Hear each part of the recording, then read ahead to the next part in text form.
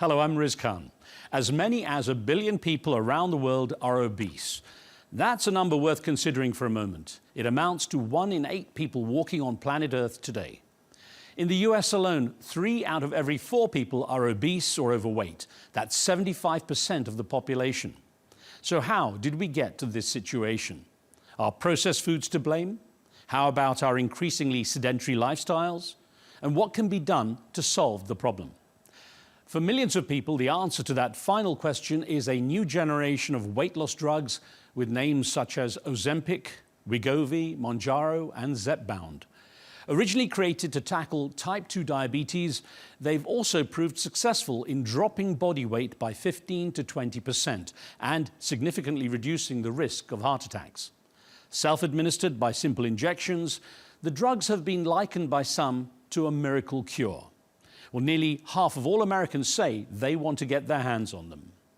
But there are downsides too. There's a long list of potential side effects ranging from the uncomfortable to the dangerous. Excess demand for the drugs have led to shortages, which impacts diabetes treatments. Well, the drugs have been misused by some people seeking a quick summer slim down at the risk of harming themselves. And there have been reports of substantial weight regain once people quit the treatment. In this episode, we'll look at the issues from different perspectives, and I'll reveal my own decision on whether or not to use weight loss drugs.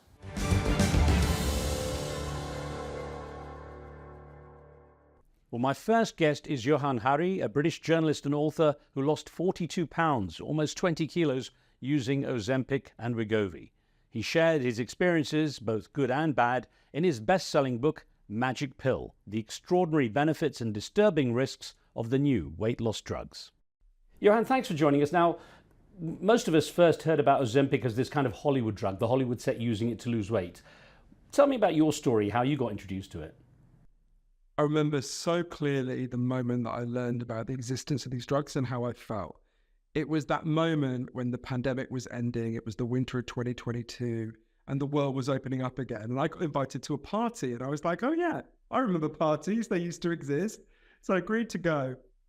And in the Uber on the way there, so this party was thrown by an Oscar-winning actor. I'm not saying that just a name drop. It's relevant to what comes next. But, and I suddenly felt this kind of wave of self-consciousness, right? I was quite fat at the start of the pandemic and I gained a lot of weight during the pandemic. And I thought, oh, this is going to be a bit embarrassing. And then I remembered that like almost everyone I knew had gained weight during the pandemic. And I suddenly thought, actually, this party is going to be really interesting. I'm going to see a load of like Hollywood stars with a bit of flab on them. This is going to be fascinating. And I arrived and I started walking around and it was the weirdest thing. Not only had they not gained any weight, everyone was gaunt. Like everyone was markedly thinner, and not just the actors, their wives, their agents, the agents' kids, like everyone. And I bumped into a friend of mine on the dance floor and I said to her, wow, looks like everyone really did take up Pilates during lockdown. And she laughed at me and I didn't know why she was laughing. And she pulled up on her phone an image of an Ozempic pen. And I learned then and in the following days that there's been a staggering scientific breakthrough. We now have a new kind of weight loss drug that really does deliver huge amounts of weight loss. The average person taking Ozempic Wegovy loses 15% of their body weight in a year. With Mounjaro, it's 21% of their body weight. And I immediately thought two just completely conflicting things. The first thing I thought was, well, this could save my life. I was about to turn 44, which is the age my grandfather was when he died of a heart attack. Loads of the men in my family get fat, die of heart disease. I knew that obesity causes over 200 medical conditions. But I also thought, this sounds way too good to be true, right? Come on now, can there really be such a thing as a free lunch, right? I guess with Ozempic, it'd be a smaller free lunch. So I used my training in the social sciences at Cambridge University to go on a big journey all over the world to interview the leading experts on these drugs, biggest defenders, the biggest critics, and really figure out what this extraordinary revolution is going to mean for all of us. And that's really the heart of my book, Magic Pill. So, I mean, tell me about those immediate effects on your body. What actually started to happen? How you started to feel it? I thought if I'm going to investigate this and write about it, I've got to take these drugs. And again, it was the weirdest thing. I remember it's the second day after I started taking Ozempic. I went to a diner just up the street from where I live when I'm in London. And I went in and I ordered what I used to order for breakfast every morning, which I'm slightly embarrassed to repeat, was a huge chicken roll with loads of mayonnaise in it. And normally I would wolf that down and I would still want some potato chips or something else. And I had like 3 or 4 mouthfuls and I was just full. I didn't want to eat anymore. I was completely baffled. And that was really how it was from then on. I felt really full, really fast. So the way these drugs work is they boost your sense of fullness. I can explain the kind of biological mechanisms more. There's a big debate about them, obviously. But they massively boost your sense of fullness. So it's not like dieting where you're like, which obviously I tried many times in my life, where you're sort of hungry and you learn how to deny yourself. It's not like that. You don't actually want to eat very much. It's a very strange feeling. Let me ask you about that, because you said it happened within a couple of days. Now, I know other people who are taking it, they've gone under medical supervision and so on, but they actually took weeks to start to feel the effects. And you say you felt it within days. Yeah, different people, you're right. Different people it kicks in, take a bit longer for some people than it did for me. It happened very quickly. Some people it's almost immediate and some people it takes a couple of weeks, but it has a massive effect on the appetite of everyone who takes it. What's interesting is we know some of what's going on why. So if you ate something now, doesn't matter what it is, after a little while, your pancreas will produce a hormone called GLP-1. GLP-1 is basically part of your body's natural signals saying, hey, you've had enough, stop eating. It's the brakes, basically. But natural GLP-1 only stays around in your system for a few minutes and then it's washed away. What these drugs do is they inject you with an artificial copy of GLP-1 that instead of sticking around for a few minutes, stays around in your system for a whole week. So it has this effect that when you start to eat, you already feel quite full because you're getting this signal, hey, you've had enough, stop. I wonder, now obviously when you're feeling full so much more quickly, do you tend to miss the joy of eating food? Do you find that, you don't find that social pleasure that you discussed? It's a really important question. And I want to answer it by being honest that I'm unusual. So lots of people taking these new weight loss drugs have the experience that you're describing. It's very widespread. They lose the pleasure of food. Indeed, Jens Jules Holst, who's one of the scientists who designed these drugs for Novo Nordisk, said this is just going to, make these drugs untenable in the long term. You can't live if you don't enjoy food. I had the opposite effect. So for me, from when I was a very small child, I realize now looking back on it, I grew up in a very violent and stressful environment. I really, from a very young age, learned to use food to calm myself down. And so I would eat, all my life I've eaten very quickly. And it wasn't really for enjoying the flavor or the taste, it was sort of stuffing myself, right? And stuffing is where you deliberately eat beyond the point of feeling full. We've all done it at some point, And I couldn't do that when I was on these drugs. I literally couldn't do it. So for me, I actually had to slow down my eating. And for me, that actually meant that I started to enjoy eating more. I don't want to overstate it. I'm not some great foodie. But for me, it's actually increased the amount of pleasure that I take in food. But I stress, I do think I'm unusual. You did indicate, you like a lot of the comfort food, the kind of fried chicken and stuff like that. Now, I wonder though, has that limitation on how much you can eat changed the kind of foods you eat to give yourself something more delicate perhaps, or something that is less kind of that type of comfort food?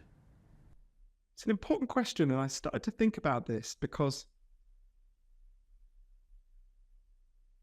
half of Americans now want to take these drugs, right?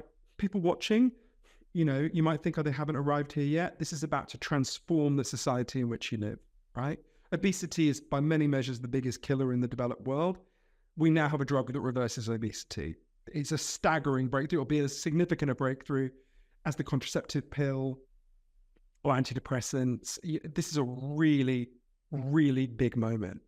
And I when I learned these statistics, looking at the evidence for how many people want to take these drugs, thinking, at first glance, this seems almost crazy. How did we get to this point, right? How did we get to the point where half of us want to drug ourselves to stop us eating so much? It seems so odd. And if you want to think about that, I think the answer to your question, really important question you've asked, lies there. Because I would just say to everyone, right? Everyone watching, just do me a favor. Just take out your phone and Google something for me. Just Google, wherever you live, Google photographs of beaches in the place where you lived in 1979, the year that I was born, and just look at them on the internet for a moment, right? If you've done that, you would have noticed something really weird. When you look at, for example, I'm, as you can tell from my weird Downton Abbey accent and yours, we're British. If I Google pictures of British beaches in 1979, they look like a different country. Almost everyone is what we would now call skinny or in fact quite ripped, right? You think, this is weird. What happened? So between the year I was born and I'm now 45, obesity in Britain rose from 6% of the population to 27% of the population. In the world more generally, in my lifetime, obesity has more than trebled, right? What happened? Why? It's because of the food you're asking about. So we know the answer to this, and obviously this is a process that's happened even more recently in many of the countries that people are watching from. So this transformation, this explosion in obesity, you've got basically 300,000 years human beings exist, and obesity happens sometimes, but it's unbelievably rare. And then essentially in your lifetime and mine, it blows up. And we know why. It happens in every country that makes one change. It's where people move from mostly eating fresh whole foods they prepared on the day to mostly eating processed and ultra-processed foods, which means foods that are built in factories out of chemicals in a process that isn't even called cooking, it's called manufacturing food.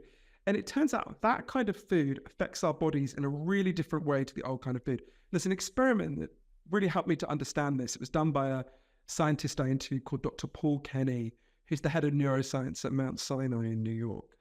I've nicknamed this experiment Cheesecake Park. It's not the official name. Very simple experiment.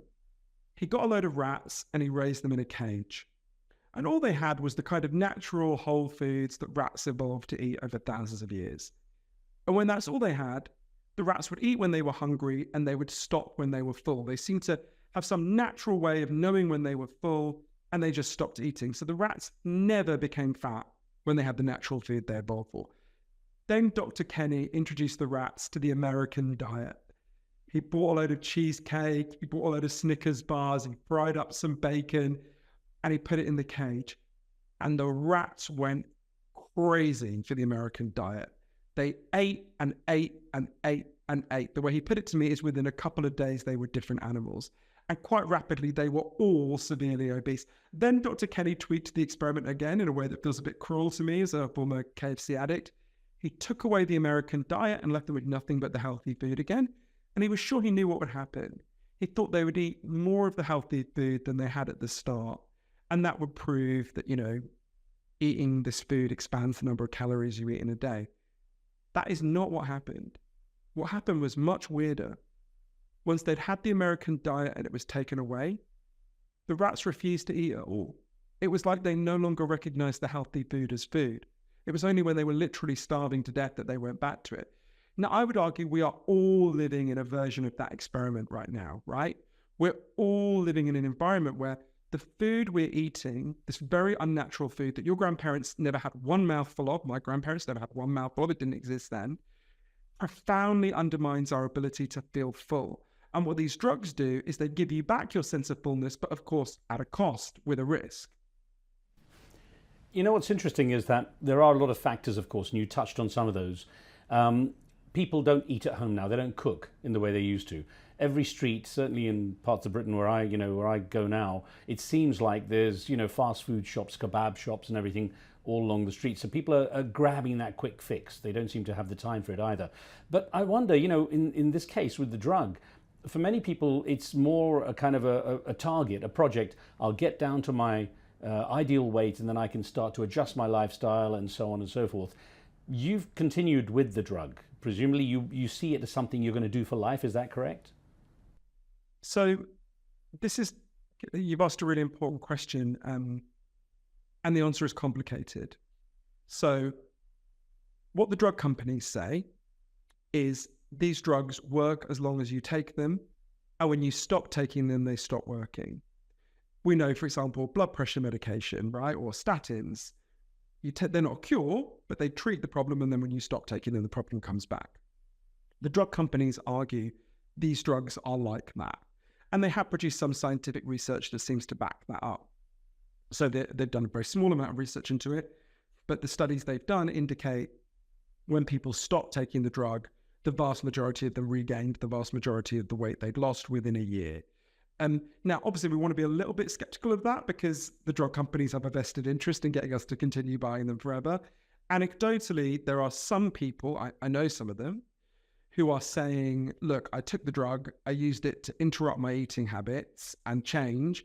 Now I've stopped and I'm remaining at a lower weight. There's no scientific evidence to back that up yet. I don't know, but I suspect the drug companies are right. We'll know a lot more in the next few years because, of course, we'll have lots of people who try both models, right? But for me, the decision, and there are lots of people, anyone who's thinking about taking these drugs, the truth is you have to weigh two kinds of risk. There's the risk of taking these drugs. There are significant risks. And there's the risk of continuing to be obese, right? Now, if you're not obese, don't take the drugs, right? Because you're getting all the risk without the health benefit. If you are obese, try the other methods first. There's much less risk from diet and exercise than there is from these drugs. So of course, try that. But I doubt there's a single fat person watching who's never tried a diet, right? Sadly, most diets fail. Not all, but most. So you've got to weigh these two risks. The risk of the drugs, the risk of being obese. And I've got to be honest with you, I'm slightly embarrassed to say this as well. The thing that most shocked me in the research for my book, Magic Pill, was learning the science of just how bad for you obesity is. Everything we fear medically, pretty much, is made more likely by being obese. You're much more likely to get cancer. You're much more likely to get dementia. You're much more likely to get a stroke, which is the thing doctors most fear getting because it's awful. You're much more likely to have a heart attack. For me personally, given that there was such a history of heart disease in my family, and given that we know people who take these drugs, there's very good research now showing this, if you take these drugs and you started with a BMI higher than 27, as I did, in the 2 years that follow, you are 20% less likely to have a heart attack or stroke. That's huge. That's a huge decrease in risk. And there's more and more evidence emerging of health benefits as well as I say, risks. So for me, that was the thing that sealed it, right? Loads of the men in my family get heart attacks. My dad had a heart attack. My uncle died of a heart attack. My grandfather died of a heart attack. I'm now older than he ever was, as I mentioned. So for me, that was decisive. But other people will look at the risks that I go through in Magic Pill and come to a different conclusion for them. I think we have to think about this in a very personalized way. People need to go down the risks and benefits for themselves. I think that's a very important point too as well, Johan. You actually, instead of just taking the injection like many people do and getting on with their lives saying, look, it's going to work for me, you really investigated it deeply. You wrote about it with Magic Pill and you've weighed up all the sides. So I guess people that way at least have reference points, which a lot of the time they don't because, they get caught up with the fad of it. I think that's very true. I would also just stress I'm not a doctor.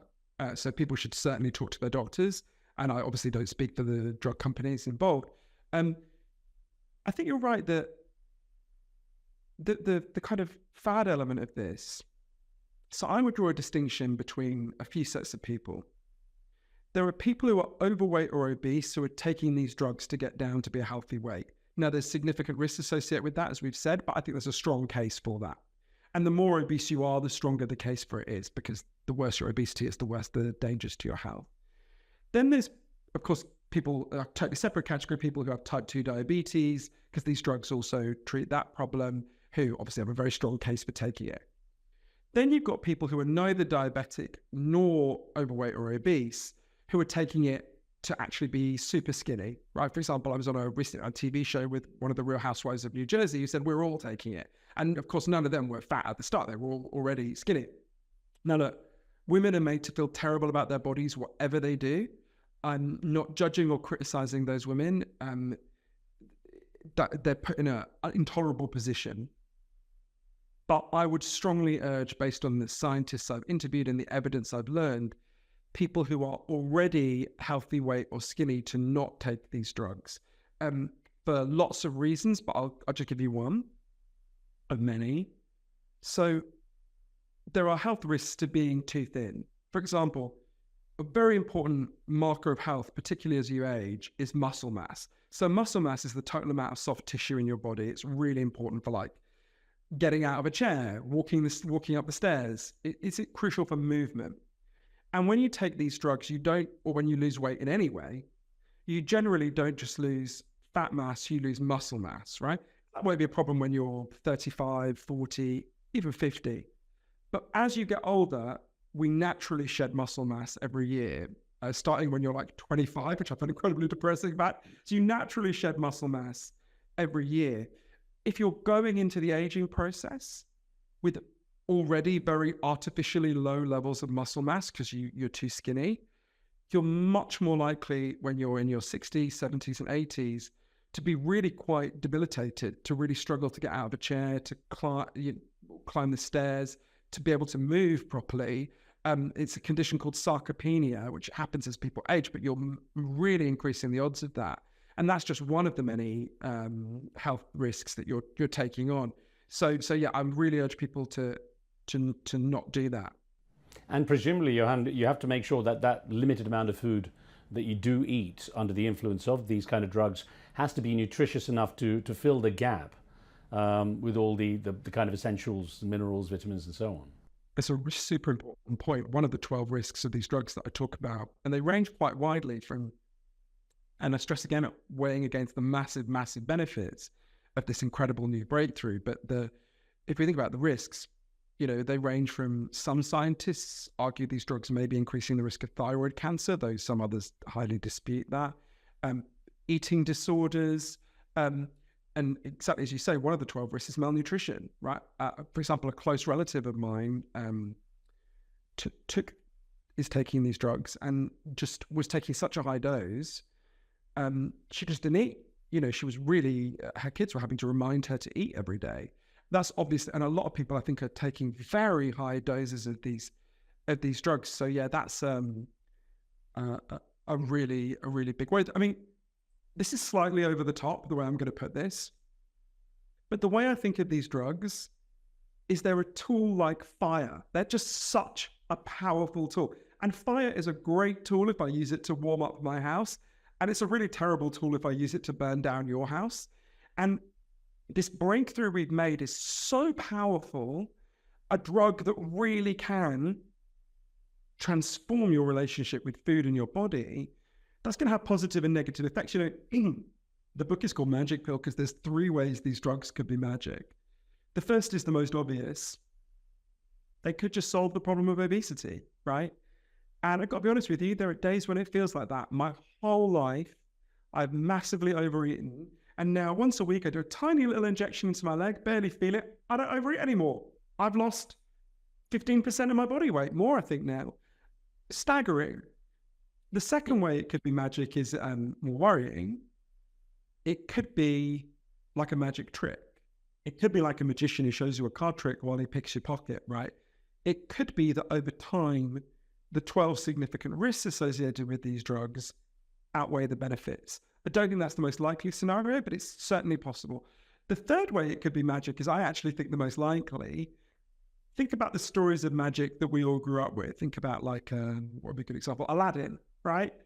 You find the lamp, you rub it, the genie appears, the genie grants your wish, and your wish comes true, but never quite in the way you expected, right? There's always some unpredictable effects.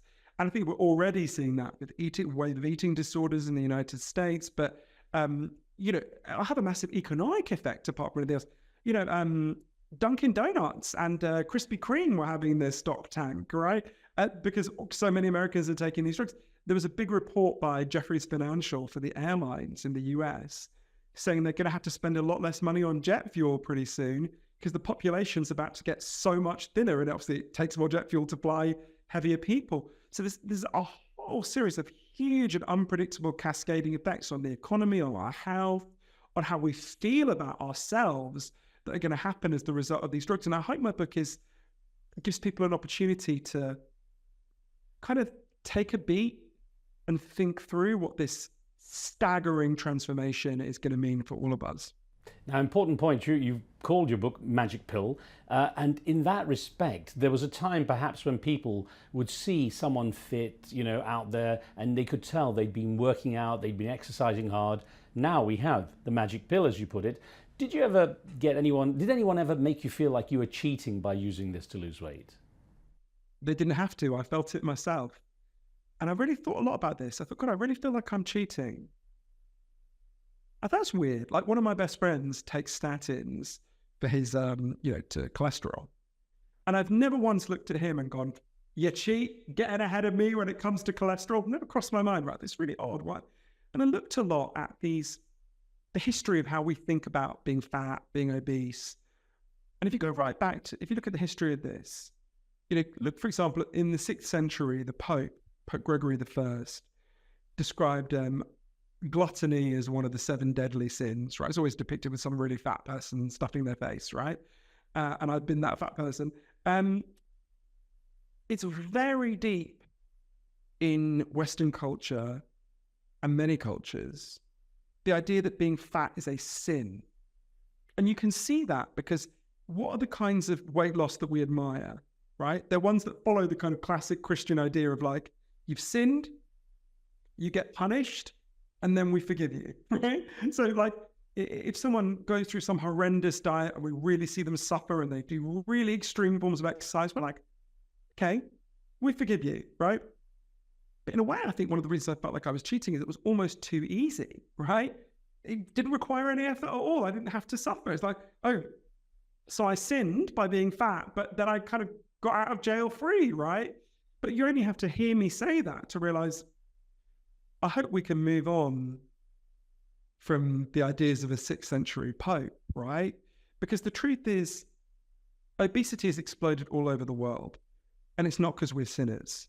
It's because there's been a transformation in the food supply system that's made us really sick, right?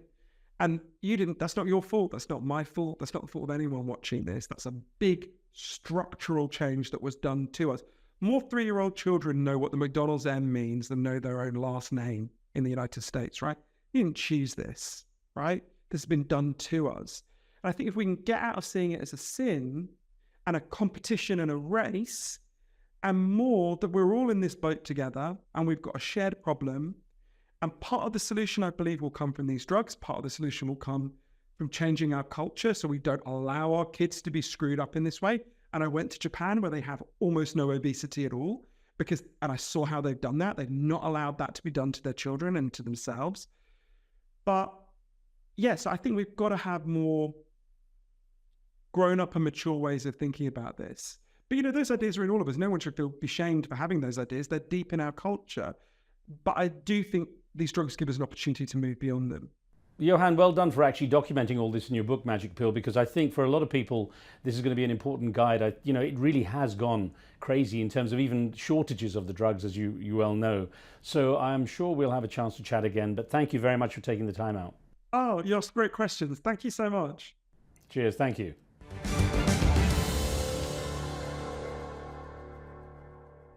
There are millions of people around the world who've had a positive experience with weight loss injections, and plenty of others who've experienced unpleasant or dangerous side effects.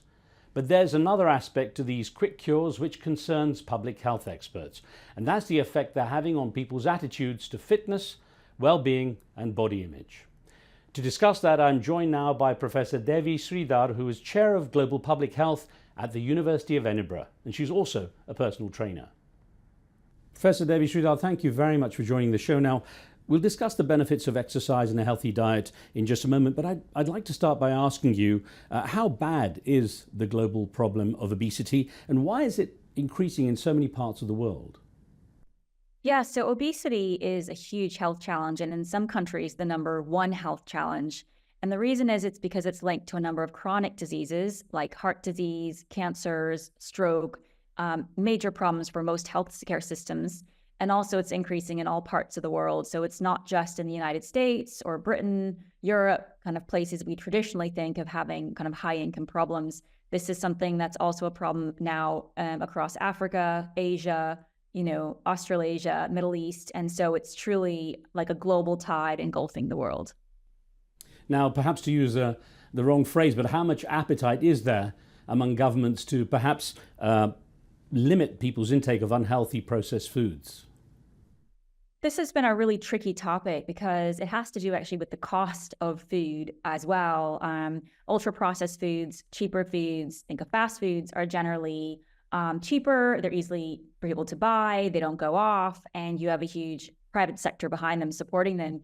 It is much easier to bring those to market and to distribute them compared to healthier options like fruits, vegetables, grains, meats, dairies, all that kind of more natural sources of food. And so I think here it is a real challenge for governments because they're dealing with this rising market that people want to have. And it's how do you do that in a way where people still feel like they have the options to eat what they want to eat, that it's affordable, but also trying to redirect their populations towards dealing with this weight challenge. And that's what I was going to ask you. Is it a matter of education or regulation? Well, it's really tricky because if you just go down the route of awareness, which is of course important, you miss out the socioeconomic gradient, which is what you see with obesity. So take Scotland, where I'm based. If you look at the wealthiest neighborhoods, you don't find many children who are obese. If you go to the poorer areas, you will find rates of 50 to 60% of children who are obese. It's led the head of the Royal College of Pediatrics to say that child obesity is actually a marker of child poverty because children are not being able to eat healthier options. And so I think here, just focusing on education neglects actually the structural forces of why is it that we do see higher obesity rates in lower socioeconomic groups. So then, to what degree have quick fix drugs such as Ozempic, Wegovy and Mounjaro kind of limited or diverted the attention from actually getting to the root causes of obesity? Well, it's worth saying that these drugs were developed actually for a really important medical use, which is for people who have type 2 diabetes or who are pre-diabetic, whose body struggles to produce insulin, and these drugs can help trigger that. So actually, they do have really important clinical uses to try to help people who are suffering from those conditions. I think the challenge is thinking it's a quick fix for your entire population beyond the immediate issue of cost. I mean, the drugs are expensive. In the States, it can be upwards of $1,000 a month. In Britain, it's been brought down to £100 a month, but then you can't easily get it because there are shortages. It is the issue of actually, is this the right solution for the majority of people? Or should we keep this drug for those where doctors say it is medically necessary and helpful? And that is a small segment of your population. It's not everybody. And of course, it became kind of popularized with Hollywood stars, using it as a way to change their body image. And I wonder, has that fascination with body image always been with us, or is it increasingly becoming an obsession? Well, I think there's always been this obsession with wanting to be a certain size or look a certain way or be a certain weight. And that kind of takes away from what we actually want to get to with health, which is how can your body be in the healthiest state so you avoid disease, illness, and pain? And that actually comes through eating a healthy diet, not because you're reaching a certain weight, but actually because that gives your body nutrients, energy sources, different types of minerals, vitamins that help your body stay healthy. And same with exercise. Exercise isn't a punishment to lose weight. It actually is a way to move blood around your body to keep your heart strong, your lungs and organs staying healthy, and to stay independent, especially as you get older. So I think that kind of larger message of actually health being about fitness and being independent and being strong has been lost in the idea of just, try to lose weight and reach a certain size. Now, Professor, why are women and girls particularly vulnerable? And how dangerous is it to go through this kind of quick weight loss if one isn't really overweight in the first place? Yes, it is quite dangerous because, for example, here in Britain, people are getting the drugs through online pharmacies or even from friends, taking it and ending up in hospital and A&E with very severe side effects. And this is because it is not meant to be a drug for a quick weight loss. It is not meant to be for people who are within a healthy weight and don't have a medical condition. There are specific groups it can be really helpful for, but I think people saying, oh, I want to lose, 15 pounds, 30 pounds, I'm just going to take this. They are neglecting the severe side effects that can come with it, which is why we are now seeing doctors coming out with warnings saying this is not just a mild drug or a quick fix. This is actually a medication that can be given under medical supervision for specific conditions where it can help. And you mentioned there are shortages of it now because of this rapid demand. And I'm wondering what governments and the medical community are doing to try to make sure the drug only gets to those who really need it. Well, it is really tricky, right? Because in the end now, especially with the internet, people can access drugs and go on and order them. But for example, here in Britain, because of those shortages, the NHS has said we have to have the drug for the people who actually really need it, people who have type 2 diabetes or other metabolic syndrome conditions who need this drug to be able to, live their life in a healthy way. And so they are trying to limit people being able just to purchase it legally. But of course, then people are going online and finding other ways of accessing it. So my message is, more to someone, if you're in a healthy weight range, you're thinking, oh, this is a quick way I can, get a beach body or whatever you might want to get. It's not the drug to go to. This is not the route to take. This is a medication that should be a doctor saying to you, this is a good thing to do. And it is really helpful. It has helped, quite a number of, it has helped quite a few individuals be able to lose weight or be able to manage their diabetes. So I'm not saying it's a bad thing. This is a good drug, but it is medicine and it is not without side effects and consequences. Well, I read in your article where you referred to that term, beach body. You ask, what does that mean anyway? Yeah, and I think this comes back to kind of social media. You raise that young girls and women are exposed to this. If you do go on Instagram or TikTok, you're just constantly exposed to fitness influencers or models showcasing, their six pack or their abs or how you're supposed to look in a certain outfit. And it can make you feel really low about how you look. You think, I don't look like that. How can I look like that? But that for me is what I call a commercialized FOMO. It's basically saying to you, oh, if you only bought this product or if you had this, you'd feel better about yourself like I do, the influencer who's trying to show you this. So I think it's kind of just recognizing that actually it's not real. This is not depicting health and well-being in its fullest form. And that actually a beach body is whatever body you have. And if you can get to a beach and walk on it or run with your dogs or chase your grandkids, that's a beach body and a healthy beach body and what you want to be doing with your body rather than looking a certain way that you see online. You did touch on it a little bit earlier, but what are the biggest benefits? Let's go over them of exercise and diet that people are missing out on when they actually sign up for weight loss medicine like this. Yeah, so for example, exercise has a number of benefits that have nothing to do with weight loss. So for example, cardio, that's when you go running or jogging or walking and your heart rate goes up and you start to sweat. That flow of blood around your body actually improves your heart function, your organs. It actually gets your muscles energized. So that's one big function of cardio exercise. Then you think of resistance training, that's doing push-ups or deadlifts or even, carrying something in the grocery store home. That works your muscles, which means that your muscles that you need to continue to stay independent and keeps you out of a care home in later life or keeps you being able to live without needing someone helping you. So, and there's flexibility, which is people think of yoga or Pilates, but just stretching out. That's a great way to avoid chronic pain and tight parts of your body, which all of a sudden start to result in that chronic pain and that dull sensation you might get when you sit and you think, oh, my back's really hurting. That is linked to flexibility. So I guess the point being that these kind of components of exercise are useful in and of themselves. Losing weight's a byproduct. And usually it happens because you're moving your body and then we expend calories. But just losing the weight without doing the exercise means you're not getting those benefits that come with physical activity and movement. From your studies, from what you know, are people actually turning their backs on exercise and a better diet because of the availability of these kind of drugs? I think that what we are seeing has been a quick fix, people wanting to quickly lose weight, seeing these studies, and there are studies showing that Ozempic does work. It does lead to weight loss in studies more than if you just exercise and eat well, and being attracted to that and thinking that's an easier path for me.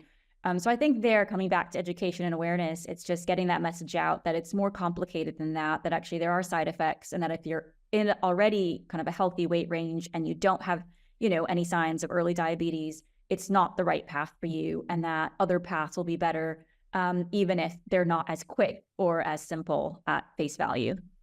Now, there have been documentaries on it, articles on it, that it seems Japan pretty much leads the world when it comes to healthy diet and healthy lifestyle. How do they achieve it? What can we learn from the Japanese? There's a lot to be learned from the Japanese, starting from their approach to how they eat. They eat a range of whole foods, vegetables, fish. They have not been faced with the same kind of fast food, ultra-processed food wave that other countries have faced. There's also, like, if you look at the islands of Okinawa, which have the largest, I think, number of people who live past 100, one key thing is they don't eat past being 80% full. So it means not eating to the point where you feel, oh, wow, I'm really full and I can't eat another bite. They actually stop before that. I think it's just a range of a healthier lifestyle in terms of eating in a diverse range of whole food sources, fruits and vegetables, fish, but also not overeating, eating to a certain level and then stopping and saying, I've had enough for right now. Tied to that, our energy needs go down as we age. And so as we get older, we do need to eat less, and being attentive to that and thinking, I can't eat the same way I ate when I was 30, when I'm 40, or when I'm 60, or when I'm 80. It's a painful message, but it is true biologically that we just need fewer calories to maintain our body as we get older. And so that is also something I think the Japanese have been attentive to, that they do reduce their energy intake as aging, alongside aging. And I guess there's a cultural element, because for people like me growing up, in the 60s, 70s, into the 80s, we still ate very much at home. There wasn't a lot of going out and eating and that kind of fast food, but we were still kind of under that culture of clean your plate. Whatever's been on your plate, you have to finish it. And that's a challenge.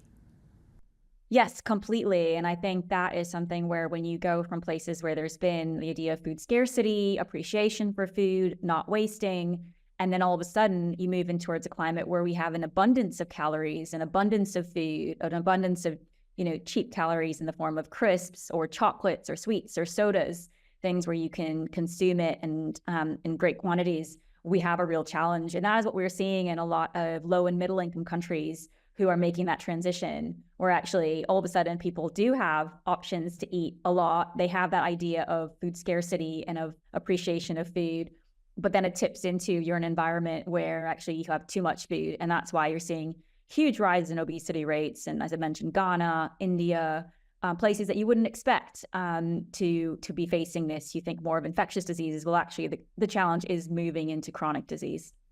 Now, Professor, do you tend to think of the people who use drugs like Ozempic, Wegovy, Manjaro as people who are cheating? Not at all. I don't think so. I think these are medically necessary and they have a very important role to play. I think it is great they've been developed and actually many people are benefiting from them. But I think they have to be given under medical supervision towards those patients who actually need them. I think using as a quick fix for the whole population, one is quite dangerous. As I mentioned, the side effects and what you might be seeing in terms of people coming in, with harmful, health consequences. But also then we start to neglect the benefits of actually keeping that message and keeping that policies in place that encourage physical activity and a healthy diet. So I think it's not the message of don't take it. It's think about it before you take it and who's actually giving it to you. If it's a friend, don't take it. If it's a doctor and they're saying to you need it, that's a good reason to take it. And presumably it's a good idea to have checks on your health all along the way, even when you're taking it, because of the potential risks. Completely. And that's why it's under medical supervision to actually be attentive to the side effects. Some people actually can get quite ill from it immediately if it doesn't take to their bodies. Other people can have nausea, headaches, gallbladder problems. And so actually you do want that supervision in place when you're taking the medication. The other thing to mention is that studies have shown that it's a weekly injection, that if you stop taking it, within a year, people in a study regain 2/3 of their weight. So it is something that is not like you can take for a couple months, lose the weight, and then, okay, I'm done. You actually are signing up, if you want to keep that weight off, to having this for the foreseeable future. It is something that needs to be continuously done. I wonder, Professor, where are we heading with all of this? Because the number of people using these drugs now, or at least trying to get their hands on them, is quite staggering. So are you essentially fighting a losing battle, or do you see a time when this is essentially seen as a fad, using the injections, and that people will kind of gravitate back towards healthy lifestyle, eating and exercise and so on? So I think what we're seeing right now in terms of the Hollywood celebrities using it, young women taking it who just want to lose a bit more weight, who are already within a healthy weight range, is a fad. And I think when the side effects become more documented, when the long-term effects become more documented, and that cost-benefit balance can be properly assessed, people will say, I don't know if it's worth it. But I also want to say that I think it's great we have these drugs for those who are pre-diabetic, those who have diabetes, those who are severely obese, those who medically have been advised to take it, and they do have an important role to play. And I think they will continue to have that role to play. But it's against that balance over saying this is for everybody versus this is for a small segment of the population who actually do need it. And let's make sure we keep it for them. And for everyone else, let's go back to the basics of move your body, eat well, that will take you a long part of the way. Professor Devi Sridar, thank you very much for joining the show. Thank you.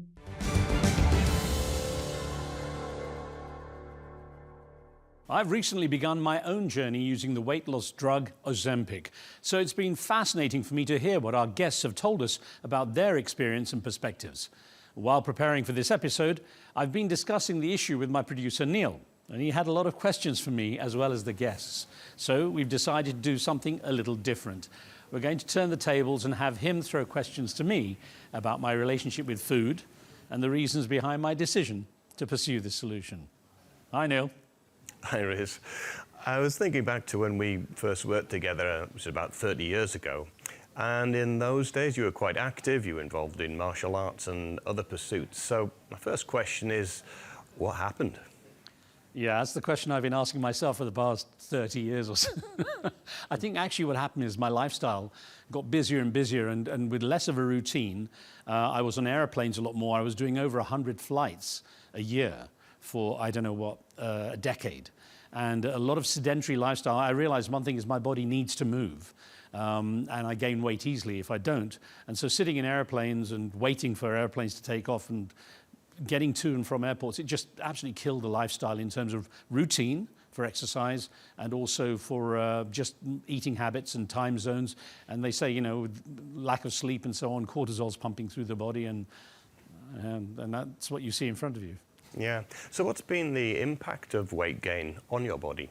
I think the biggest impact, now I'm starting to feel it as I enter into technically my 7th decade, is the weight on the knees has obviously taken its toll. A little bit of, at this age, most of us get kind of osteoarthritis starting to show, and of course the extra weight doesn't help in terms of joints, and the menisci get damaged. Plus being very active also takes its toll over the years. So skiing very hard and doing the martial arts, added with the weight now, has taken its toll. So have you tried to address weight gain in the past? It's very difficult with that kind of peripatetic lifestyle, traveling all the time and not having a routine. I have tried to sort of cut down on certain foods, but I always joke, my background's genetically, you might call it geographically, is half Punjabi, half Gujarati. And I joke that I had the worst of all worlds because I got the Punjabi appetite and the Gujarati sweet tooth. So that's always been a downfall for me, I think, and I think also it was this sense of invulnerability. When I was young, if I gained even a little bit, which was rare because of the activity, I could lose it so easily, and it really was not a problem. And I think this feeling of invulnerability and that constant sense of I'll just do some exercise and I'll lose this, the reality kicks in, if you like, and I realize it's a lot harder now. So what led you down the path towards Ozempic as a potential solution for all this? Actually, it was, I'm not one to self-medicate. I've got medical sciences in my background, so I'm not one to just say, let's take a jab and fix it. I don't think there is an easy fix, though people are talking about it this way, because ultimately I don't want to be on, a drug like that for the rest of my life. I'm one of those perhaps a bit naive, but I say, let me get to my target weight and then I can try to manage it from there. But that does involve lifestyle changes. And I just, actually, it was a couple of friends who are doctors that recommended it to me. They said, this is a good way to get to that target weight. Now, they didn't really want to discuss whether I'll be stuck on it forever, but let's see. I mean, I'm only just a few weeks into it, and I'm using a very low dose, building up slowly. So it wasn't a kind of let's jab it in there and let's see the weight go. It's not going to be that easy. Yeah. Well, there's quite an unpleasant list of side effects, aren't there? And I was just wondering, did any of those put you off? I've been lucky. Generally, my health, touch wood, has been very good, and I respond well to medicine and stuff like that if I ever have to have it, which I rarely ever have.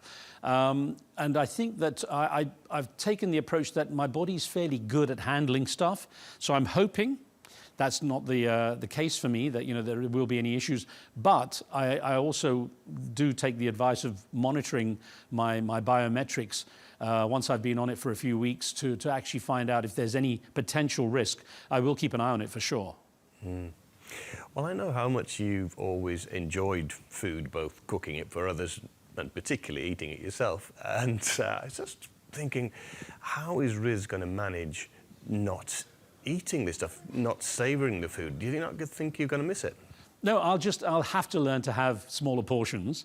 I mean, but I'm going to reveal also that, 34 years ago when we first met, you were the one who had hollow legs. You could just pile it all away. And I did, where did all the food go? And it's like, and he hasn't gained even an ounce, I think I will be able to adjust. I already found I'm starting to do that a little bit anyway, not because of the drug, but just generally.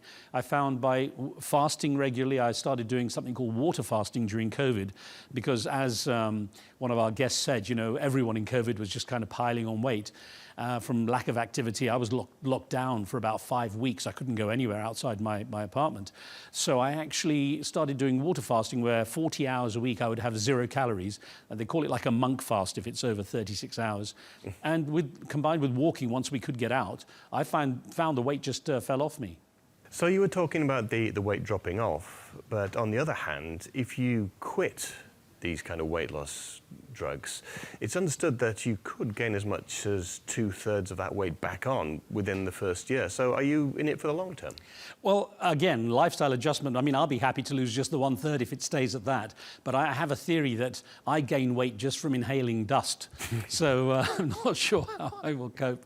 But I'm going to try it, and I'm going to try to adjust my lifestyle. I mean, one thing I'm hoping for, and that was, again, a recommendation from the doctors, was, by losing weight, and I'm kind of generally heavy, muscly and heavy, I'd like to think, is that I actually put a lot of weight on my knees, and that's causing the, kind of injuries, if you like, that I've experienced recently. By losing that weight, maybe I can get back into more of an exercise routine which won't take its toll on my knees, and that hopefully will be a positive cycle rather than what has been a negative cycle for me, which is weight gain, not being able to exercise because of the weight on my knees, and so on and so forth. So yeah, maybe that's too much information, but my goal is to try to get fitter. Now, one of the side effects that people have noticed is a thing called Ozempic face, which effectively, it's not necessarily due to the weight loss drugs. It's part of just losing weight anyway. You lose muscle mass as well. And when that takes effect on the face, you can have this kind of gaunt appearance. So I'm just wondering whether you're going to be able to look forward to a haggard, flappy-faced version of Riz in the weeks ahead. Well, as you would probably tell people, I'm good at talking a lot, which means my jaw muscles get a lot of exercise, so it's unlikely they'll suffer too much. I've got quite a chubby face anyway, so let's see what happens. I mean, if I do look like I'm going into, skeletal mode, maybe I'll have to start thinking twice. Well, the great thing, of course, about you being on screen is that the viewers themselves will be able to watch this in process. So let's check in another 3 months or 6 months and see how you're getting on. And good luck with it, Riz. Yeah, thank you. And my clothes, I'll have a new range, a new wardrobe range, I hope, which is basically my old clothes that I used to fit in. Cheers, Neil. Cheers, Riz.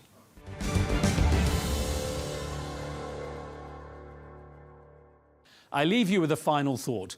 The Danish company Novo Nordisk, which created Ozempic and Wegovy, is now the most valuable business in Europe, with a market capitalization of over $600 billion. That's 50% more than the entire Danish economy.